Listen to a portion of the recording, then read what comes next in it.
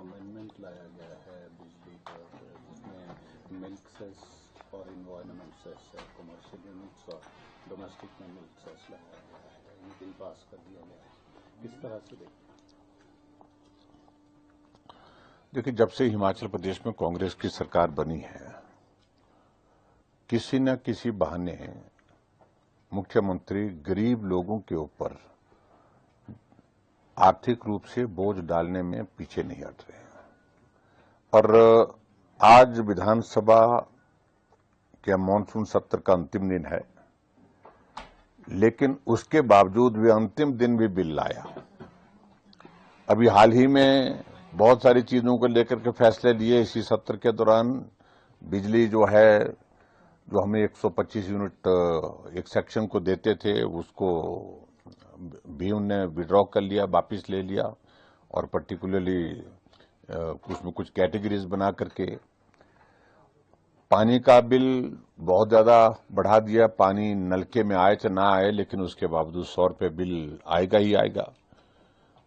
Cement के rate जो है एक महीने में 40 रुपये प्रति बैग बढ़ गए, यानी कि 20 महीने के कार्यकाल में 100 रुपये से ज्यादा एक बैग पर जो है इंक्रीज आ गई सीमेंट के रेट्स में।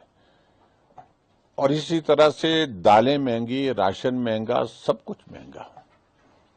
डीजल पेट्रोल में तो आते ही इन्होंने 7 रुपये की इंक्रीज की थी, डीजल के इसमें पर्टिकुलरली। और आज जब विधानसभा का मानसून सत्र का अंतिम दिन है, आज भी जो है वो बिल लाया, और जिसमें 2 सेस जो है पर्टिकुलरली एक एनवायरमेंट सेस और दूसरा जो है मिल्क सेस लगा करके बिजली को और महंगा करने का एक फरमान शुरू कर दिया। मेजॉरिटी है, इसलिए बिल तो पारित होना था, बिल पारित कर दिया उनने।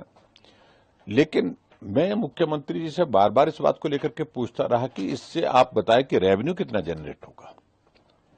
ये बताने में वो हिचकिचा रहे थे। हम उनको बार बार कह रहे हैं कि जो बड़े सेक्शन है जहां से हमको रेवेन्यू आ सकता, उन पर फोकस करिए आप। और पर्टिकुलरली हमने कहा कि इंडस्ट्री आपकी प्रदेश छोड़ करके जा रही है, जितनी इंडस्ट्री हिमाचल प्रदेश में आएगी तो आपको रेवेन्यू मिलेगा। टूरिज्म एक बहुत बड़ा सेक्टर है हिमाचल प्रदेश में, जिसमें रोजगार भी मिलेगा, रोजगार के साथ रेवेन्यू भी मिलेगा। लेकिन उसके बावजूद उस पर भी कोई ध्यान नहीं है इनका, उसकी वो प्रायोरिटी नहीं है इनकी।